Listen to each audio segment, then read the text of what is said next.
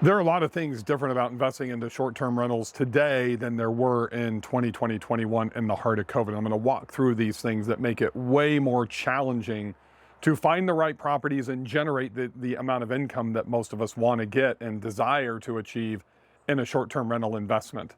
So I want to start really with location. And with location, there's a couple of different places that we need to break this down. And here's what makes it hard is that most of you are looking for markets and you're asking on social media. You go into these Facebook groups, hey, where should I invest? Or where is everybody investing today? And you get the same responses. You get the Smokies, you get Orlando, you get Broken Bow, Oklahoma, you get Palm Springs or Joshua Tree, you get Destin, 30A, Gulf Shores.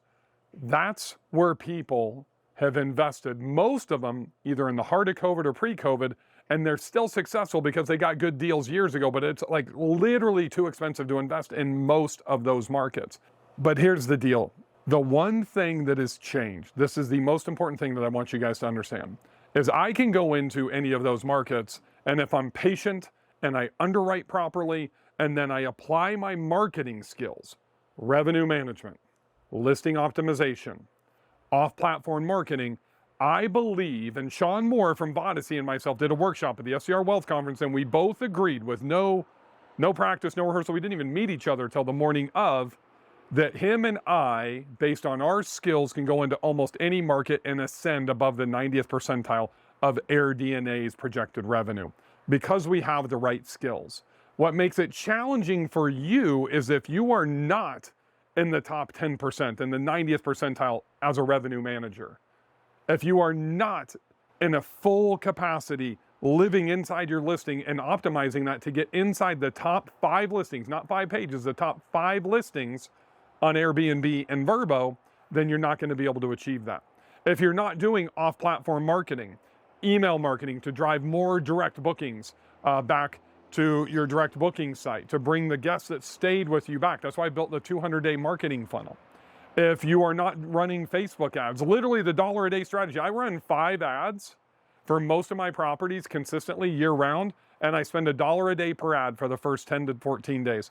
Then I let Facebook use the dynamic creative feature inside of Ads Manager, select the best copy, the best image, the best headline, mold it together, and then I'll run $5 a day for ads. So I'm literally spending like $150 a month on advertising to generate bookings. And just a little tip, if I'm running, once I consolidate to that one singular ad, if I am running $5 a day, I am spending $1 a day, so $30 a month just sending traffic to my Airbnb listing. That is part of my ranking strategy. That is part of my listing optimization. So what a lot of you don't understand in regards to listing optimization is that it's a popularity contest. There's a reason that in my Build Short-Term Rental Wealth Facebook group, I run Favorite Fridays every Friday, and we have 2,000 to 3,000 people that are participating every single Friday, hearting and liking everybody's listings because that's the popularity contest that most people don't get. So I've given you these skills that you need to master. The number one thing is the underwriting process, right? So that is the critical component. We can't settle for the normal property. The average 3-2 and an average location is not going to even make money. You're probably going to lose money nowadays. You need, like you see this Geodome, I have a property right here. This is one of my Montana properties. This is my river cabin in Olney, Montana, about 15 minutes outside of Whitefish. AirDNA and STR Insights peg this at $98,000 a year, $99,000 in the 90th percentile. We're not talking rentalizer, we're not talking 50% or 70%. I couldn't rent for essentially the first year because I had to get septic taken care of under a permit, but once I started renting, I'm on track right now to do roughly right around 200,000. So that means this property will outperform the norm, the average, by close to 100%. My portfolio outperforms the 90th percentile of AirDNA by 52%. So I'm outperforming my portfolio by another 50%. Here's why. See that Geodome right there? None of those exist anywhere in Whitefish. There is a place called the Clydesdale Outpost that has the small little Amazon ones. That's a 15-foot Geodome, and it's marketed, and I have the highest end photos to where this looks amazing. I've got a sauna and a hot tub taking advantage of the view up the river. There's no other barrel saunas outside of the lodge at Whitefish, and theirs don't even work. So I'm building this experience, even though I've got the most amazing access to this river, the most amazing views, Haven't been able to find these anywhere. Spent 2.5 years to find this property. I'm still adding on amenities that are going to boost revenue and, most importantly, separate me from my competition. That separation is what's critical. So if you're not willing to put in that work, 1, to do the research, 2, to do the execution, 3, from an investment standpoint, to separate yourself, then I would tell you don't invest into short-term rentals. It's not the gravy train that it was if you just want to set it and forget it. If you want to take what I call those 2 extra steps, you're going to do the extra research. You're going to spend that extra day or 2 days a week on your revenue management. You're going to learn the skills that you need to be successful. Then it is still an amazing investment. And I still believe the #1 asset class inside of real estate investing because of the cash flow tied with the appreciation. And I'm going to give you this little bonus secret here. So for many years in the short-term rental space, we never factored in appreciation into the proformas that we ran. Now I am factoring in appreciation into the proformas because literally from about 2020 through 2022 and a half to 23, when most of you got in, it was just about cash flow, cash flow, cash flow. If you remember my first STR Wealth Conference, so this is the largest conference, if you're new here, the largest conference in our industry is the STR Wealth Conference. And I did my first one, and it was in June of 2021. And the theme for that was 30% less, 30% cash on cash, don't settle for less, right? And at that time, I wouldn't do a deal for less than 30% cash on cash. I'm closing on a deal 4 days after the recording of this podcast. So by the time you see this, I will already own this property and have closed.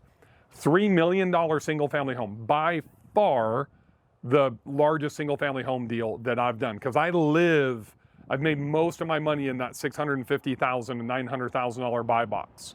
I paid $1 million for this. I paid for $1 million for another one over in Glacier National Park. I paid $1.6 million for my big property in Banner Elk. I paid $1 million for a beachfront house all back in the day. This is a $3 million property. Part of the investing strategy here is appreciation. I should get 5.5 to 6% annualized unless something dramatic happens to this market and the housing market. So that's $150,000, $165,000 a year just in appreciation. Now that goes on page 2 of my proforma. I'm not factoring that in to the proforma. The other part of this that goes on to page 2 is the cost segregation benefit. Even at the 60% for this year in 2024 of the cost segregation tax benefit, I should still yield close to $300,000 dollar for dollar in the tax benefit for this. So it's one of the reasons that I've exited investing into the beach. And I would recommend, if you're looking at tax benefits as that ancillary page 2 benefit on your proforma, then you should be looking at land values and you should also be looking at historical appreciation.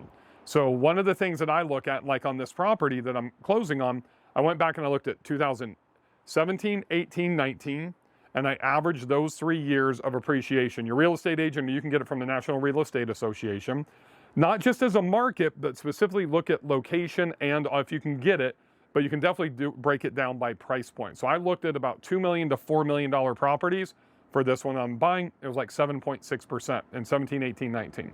Now it was off the charts, 17, 20%, 2021. Scratch an X through both of those, not going to factor those in. Then I pulled 22 and 23. That was roughly around 5.5 to, I think it was 5% and 6%. So now I average those together and I'm looking roughly at about 6.5, 6.7% on average.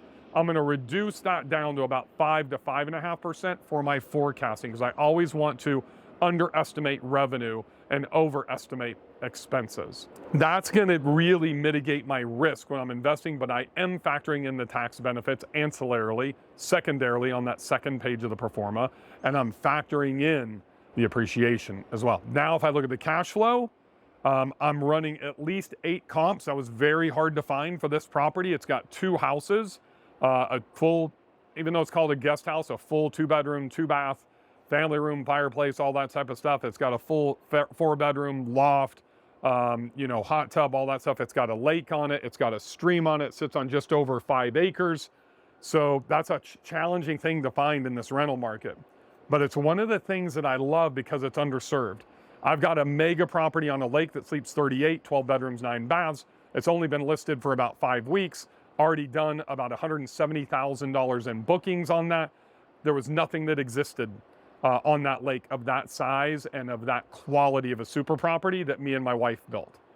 There's nothing that exists on the market. There's larger properties up on the mountain for ski in, ski out, but there's not with a fishing pond. There's not with a creek on it.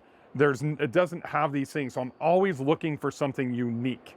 And I can't emphasize that enough. If you follow me, you know, you hear me say this all the time. If you're new, you can't just buy normal. You can't buy average. You have to create this insulation. You have to buy something unique that literally cannot be replicated. Like you see the river right by me. Anybody can go do a geodome. Somebody could take photos of what I did and match it exactly. What they can't do is they can't match this river. Look it up. It's kind of hard with the lighting as you look up into that.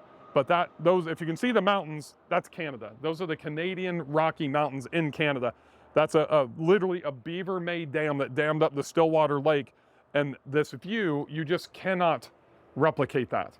That is something that that's the insulation that I have that nobody is ever going to be able to replicate. That's why I talk about investing into what God built, right? So anybody can add onto the deck, they can build a fire pit like I have, add on a sauna, put out the kayaks, the subs, all that stuff's great and it helps. There's no question, it's a valuable component of this, but what they can't recreate is that river right behind me.